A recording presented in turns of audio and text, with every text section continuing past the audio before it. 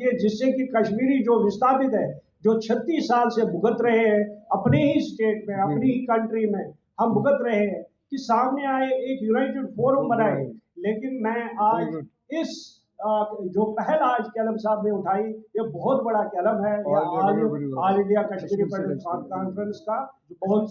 ये बहुत ही मैं आभारी हूँ इनका कि इन्होंने ये एक ऐसा स्टेप उठाया, ये आगे आए, क्योंकि सारे हमारी जितनी भी हमारी ऑर्गेनाइजेशन कम नहीं है, हमारी ऑर्गेनाइजेशन बहुत है, लेकिन वो सामने नहीं आ रही है, वो पर्सनली इंडिविजुअली काम कर रहे हैं। मैं उनसे भी एक आज इस फ्रेंड फोरम से गुजारिश करता हूं कि आप एकजुट वोट दिखाइए और all India Kashmiri Pandit conference को सपोर्ट कीजिए। इस चीज के जो एप्रिसिएशन है, आप एप्रिसिएशन करना चाहिए कि देखो, अगर हम 36 साल से आप इंडिविजुअली सारे चल रहे हो, लेकिन काम कुछ नहीं हो रहा है। हम 36 साल से माइग्रेंट है और भुगत रहे हैं, कोई हमारे काम सॉल्व नहीं हो रहे हैं एज इट इज। मैं कैंप से बिलोंग करता हूँ, 36 साल से मैं कैंप में रह रहा हूँ, लेकिन हमारी समस्या एज इट इज है। हमारे रेनोवेशन की प्रॉब्लम है, हमारी वहां पे छोटे छोटे जो मसले हैं वो अभी सॉल्व नहीं हो रहे हैं। तो लेकिन माइग्रेशन जो हम चाहते हैं, एक रिहैबिलिटेशन, वो आज तक नहीं हो रही है। गवर्नमेंट मौन है, कोई उनका, चाहे वो सेंट्रल गवर्नमेंट है चाहे हमारी यूटी गवर्नमेंट है, दोनों गवर्नमेंट मौन है।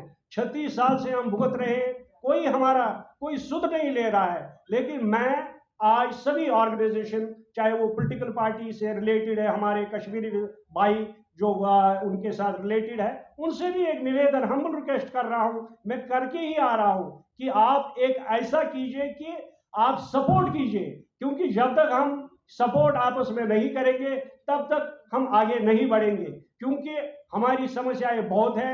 अगर आप एकजुटता नहीं दिखाएंगे आज इस टाइम पर, क्योंकि अब बहुत हो गया, सर से पानी ऊपर हो गया, इसलिए क्योंकि मैं कैंप से बिलोंग करता हूं, मैं आपको अपनी थोड़ा सा दर्द बताऊंगा।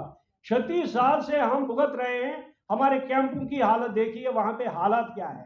हमारे जो रेनोवेशन अभी तक नहीं हो रहा है, हमारे को आश्वासन पे आश्वासन मिल रहा है लेकिन काम नहीं हो रहा है। लेकिन ये कब तक आश्वासन मिलेगा? या तो हमें रिहैबिलिटेट कीजिए, हमें वापस भेजिए कश्मीर, हम वहां पे खुश रहेंगे फिर। लेकिन ऐसी कोई पॉलिसी न सेंट्रल गवर्नमेंट के पास है, ना हमारे यूटी गवर्नमेंट के पास है।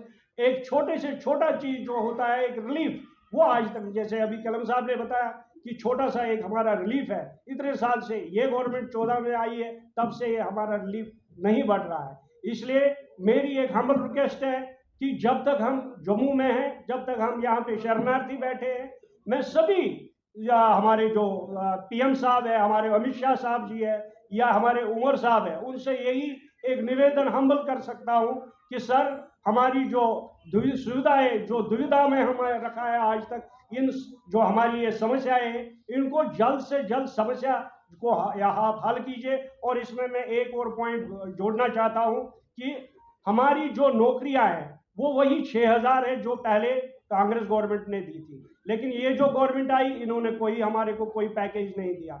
इनसे भी हम कह रहे हैं कि हम इसी 6000 के काबिल हैं। जो वहां पे रिटायर हुए उस टाइम 23,000 हमारे जो बुजुर्ग थे एम्प्लॉय, वो पोस्ट कहां गए? उन पोस्टों को क्यों नहीं आप रिलीज कर रहे हैं? वो तो स्टेट गवर्नमेंट की बात है, वो स्टेट बोर्ड को उनको करना चाहिए। 6000 उसमें दिए हैं, चलो मैं मान भी लेता हूँ 6000 दिए आपने, लेकिन बाकी पोस्ट कहां गए? क्या हम इसके लायक नहीं है?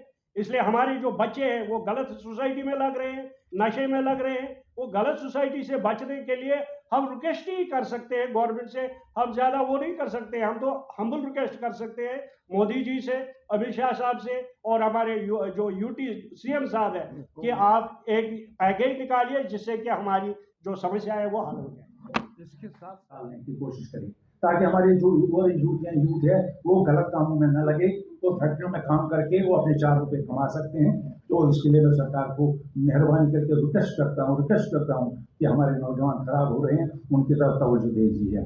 दूसरी ये बात है कि हम 2 ऑर्गेनाइजेशन कश्मीर से आई है, Asif Kashmiri Pandit conference registered from Kashmir, all India Kashmiri Pandit conference from Kashmir. हम दोनों ऑर्गेनाइजेशन कश्मीर से काम कर रही है, और हमारे धुरंधर सिंह हजरात जितू साहब नहीं रहे, इस वजह से हमें आगे आना पड़ा, और 2-4 महीने से हम खामोश बैठे थे, क्योंकि उनकी याद में हमें बहुत परेशानी होती थी, क्योंकि वो बहुत बड़े शख्सियत थे जिन्होंने बहुत बार हमारी कम्युनिटी को बहुत जगह रिप्रेजेंट किया।